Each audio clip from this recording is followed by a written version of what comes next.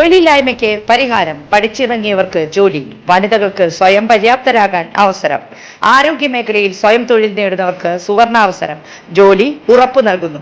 First aid and practical nursing, lab technician course, pharmacy assistant, Ayurveda Panchakarma OT technology, dialysis technology എന്നിവയിൽ 26 വർഷത്തെ സേവന പാരമ്പര്യമുള്ള Sreekrishna nursing institute, Kuruvila dental ആശുപത്രിക്ക് സമീപം, ബൈപ്പാസ് റോഡ്, ഓട്ടുപാറ, വടക്കാഞ്ചേരി.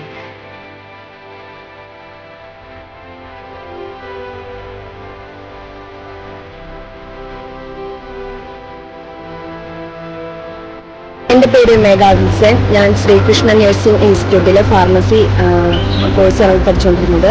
എൻ്റെ കോഴ്സ് കംപ്ലീറ്റ് ആയി. ഞാനിപ്പോൾ വർക്ക് ചെയ്യാൻ തുടങ്ങിയിട്ട് 2 വർഷമായി. ഈ ശ്രീകൃഷ്ണ നഴ്സിംഗ് ഇൻസ്റ്റിറ്റ്യൂട്ട് വഴി എൻ്റെ ഭാവി സുരക്ഷിതമായി സ്വന്തം ഒരു തൊഴിലോടുകൂടി ജീവിക്കാൻ പഠിച്ചു. എൻ്റെ പേര് കാതറിൻ ജോഷി.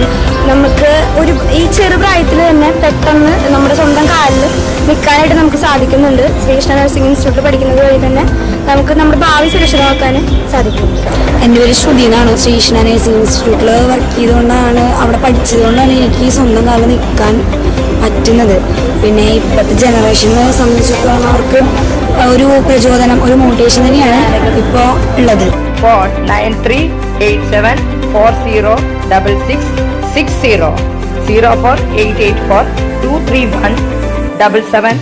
ലോക്സഭാ തെരഞ്ഞെടുപ്പിൽ ഇടതുപക്ഷ ജനാധിപത്യ മുന്നണിക്ക് വലിയ നേട്ടമുണ്ടാക്കാൻ കഴിഞ്ഞില്ലെന്ന് ആലത്തൂർ ലോക്സഭാ മണ്ഡലം LDF സ്ഥാനാർത്ഥിയായി വിജയിച്ച കെ രാധാകൃഷ്ണൻ പറഞ്ഞു. അതുകൊണ്ട് ഇടതുപക്ഷത്തിന്റെ കഥ കഴിഞ്ഞു എന്നുള്ള പ്രചാരണം തെറ്റാണ്. ഇടതുപക്ഷം ശക്തിയോടുകൂടി തിരിച്ചുവരുമെന്നും അദ്ദേഹം പറഞ്ഞു. വിജയത്തിന് ശേഷം വോട്ടർമാർക്ക് നന്ദി പറയാൻ കുണ്ടന്നൂരിൽ എത്തിയതായിരുന്നു അദ്ദേഹം. ഇടതുപക്ഷ ജനാധിപത്യ മുന്നണിയുടെ ഉജ്ജ്വല വിജയം നമ്മളെ സംബന്ധിച്ചിടത്തോളം ആവേശകരമാണ് എന്ന് പറയുമ്പോൾ തന്നെ നമ്മുടെ സംസ്ഥാനത്ത് ഇടതുപക്ഷ ജനാധിപത്യ മുന്നണിക്ക് വലിയ മുന്നേറ്റം ഉണ്ടാക്കാൻ കഴിഞ്ഞില്ല എന്നുള്ള കുറവ് നാം കാണേണ്ടത്. ആ കുറവ് പരിഹരിക്കാൻ വേണ്ടിയുള്ള പ്രവർത്തനം നാം ഏറ്റെടുക്കേണ്ടതുണ്ട്. ഇതോടുകൂടി ഇടതുപക്ഷ ജനാധിപത്യ മുന്നണിയുടെ കഥ കഴിഞ്ഞു എന്നൊക്കെ എഴുതാനും പറയാനും ഒക്കെ തുടങ്ങിയിട്ടുണ്ട്.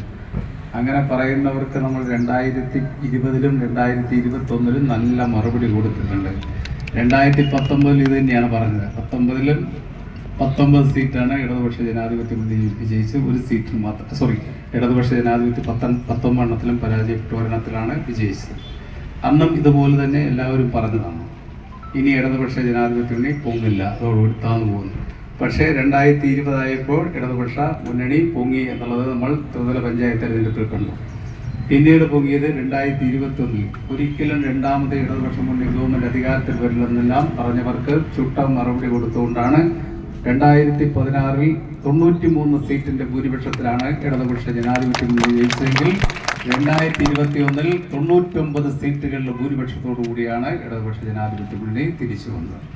ആ തിരിച്ചറിവിന് വേണ്ടിയുള്ള പ്രവർത്തനവും കൂടി നാം ഏറ്റെടുക്കണം എന്ന് ഞങ്ങളുടെ വിദ്യാഭ്യാസം നിർബന്ധിച്ചുകൊണ്ട് ഇടതുപക്ഷ ജനാധിപത്യ മുന്നണി സ്ഥാനാർത്ഥിയായി മത്സരിച്ച് ജയിച്ചിരിക്കുകയാണ്. MP ആയി സത്യപ്രതിജ്ഞ ചെയ്തിട്ടില്ല എങ്കിൽ പോലും ഞാൻ ഈ സന്ദർഭത്തിൽ നിങ്ങളോട് പറയുന്ന തെരഞ്ഞെടുപ്പ് സമയത്ത് പറഞ്ഞ കാര്യം തന്നെയാണ്.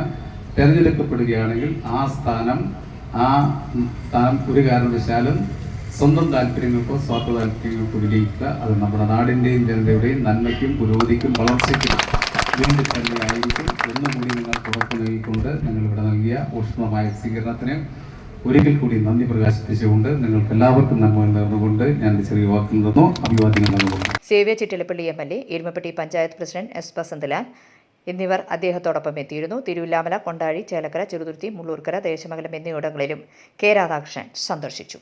News desk anytime news. ഞങ്ങളുടെ ചാനൽ സബ്സ്ക്രൈബ് ചെയ്യുക, ഫേസ്ബുക്ക് ഫോളോ ചെയ്യുക. വാർത്തകൾ വേഗത്തിലറിയാൻ എനിടൈം ന്യൂസ്.